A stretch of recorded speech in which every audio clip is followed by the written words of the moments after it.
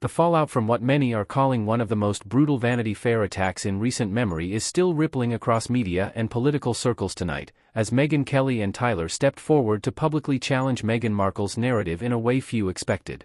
What began as a glossy magazine feature meant to rehabilitate an image has instead detonated into a full-blown credibility crisis, with long-suppressed criticisms now resurfacing and being amplified by voices that refuse to stay silent.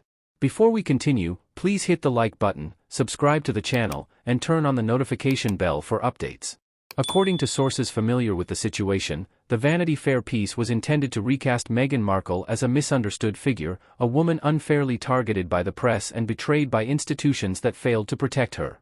The article leaned heavily on emotional storytelling, carefully curated anecdotes, and unnamed insiders who painted Meghan as both victim and visionary. But almost immediately after publication, critics began questioning what was left out, what was exaggerated, and what was, in their view, flatly untrue. Megyn Kelly was among the first high-profile commentators to respond, and she did not mince words. Speaking on her platform, Kelly described the Vanity Fair feature as less journalism and more public relations masquerading as truth. She accused the magazine of abandoning basic standards of verification, arguing that it allowed Meghan to recycle claims that have already been disputed, sometimes repeatedly, without meaningful challenge or context.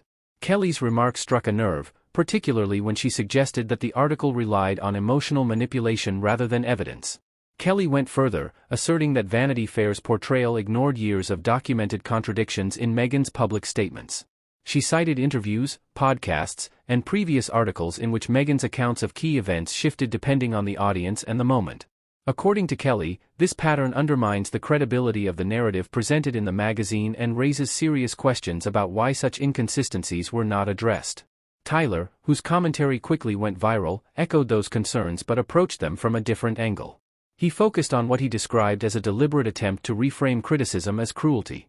In his analysis, Tyler argued that the Vanity Fair article blurred the line between legitimate scrutiny and personal attacks, encouraging readers to dismiss any questioning of Meghan's claims as misogyny or racism. He warned that this tactic not only shuts down honest discussion but also erodes trust in media outlets that appear willing to play along. What made Tyler's contribution particularly damaging was his methodical breakdown of specific passages from the article. Line by line, he highlighted statements that were presented as fact but lacked corroboration. He pointed out where timelines didn't align and where quotes seemed carefully selected to avoid follow-up questions. For many viewers, this forensic approach transformed vague skepticism into concrete doubt. The reaction was swift. Social media platforms lit up with clips from Kelly and Tyler's commentary, shared by users who felt vindicated in their long-held suspicions. Hashtags questioning the integrity of the Vanity Fair piece began trending, and some journalists openly asked whether the magazine had sacrificed its reputation for access and exclusivity. Others defended the article, arguing that Meghan deserved the opportunity to tell her story without hostility. But even among supporters, there was acknowledgement that the backlash was unusually intense. Industry insiders say the controversy has reignited a broader debate about celebrity journalism and accountability. For years, publications have relied on carefully negotiated access to high-profile figures, often agreeing to ground rules that limit what can be asked or challenged. Critics argue that this system incentivizes soft coverage and discourages critical inquiry. The Meghan Markle Vanity Fair piece has become a case study in that argument, cited by commentators as an example of what happens when narrative control outweighs journalistic rigor. Kelly also addressed the personal impact of speaking out, noting that criticism of Meghan Markle often comes with significant backlash.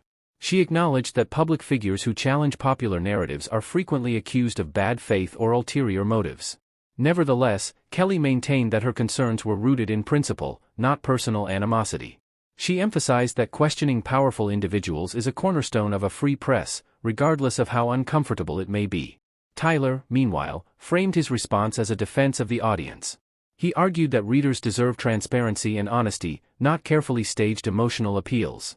In his view, the Vanity Fair article underestimated the public's ability to recognize inconsistencies and overestimated the power of sentiment to override facts.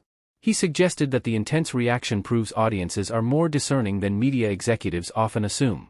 As the debate raged, Vanity Fair remained largely silent, issuing no detailed response to the specific criticisms raised by Kelly and Tyler. That silence, according to some analysts, only fueled speculation. Without clarification or rebuttal, critics interpreted the lack of response as an implicit acknowledgement of the article's weaknesses. Supporters countered that engaging with every critic would be futile and that the magazine stood by its reporting. For Meghan Markle, the situation represents yet another chapter in a complicated relationship with the media. Once celebrated as a modernizing force within the royal narrative, she has increasingly become a polarizing figure. Supporters view her as a target of relentless hostility, while critics argue that she actively courts publicity while rejecting accountability. The Vanity Fair controversy has sharpened that divide, leaving little middle ground. What is clear is that the conversation has moved beyond the article itself. Kelly and Tyler's responses have opened the door to renewed scrutiny of past claims and media coverage. Old interviews are being revisited, timelines re-examined, and previous controversies re-evaluated in light of the latest revelations. For better or worse, the spotlight has intensified rather than faded. Media scholars suggest that this moment could mark a turning point. If audiences continue to reward critical analysis over unchallenged narratives, publications may be forced to reconsider how they approach celebrity profiles. The backlash has demonstrated that glossy storytelling is no longer enough. Readers and viewers expect transparency, evidence, and a willingness to confront uncomfortable questions. As the dust continues to settle, one thing remains certain. The attempt to control the narrative through a high-profile Vanity Fair feature has instead triggered a broader reckoning, driven in large part by Meghan Kelly and Tyler's willingness to challenge what they saw as a carefully constructed illusion. Their critiques have resonated not because of who they are, but because they tapped into a growing demand for honesty in an era saturated with spin. This story is far from over, and the implications extend well beyond one article or one celebrity. It speaks to the evolving relationship between the media, public figures, and audiences who are no longer content.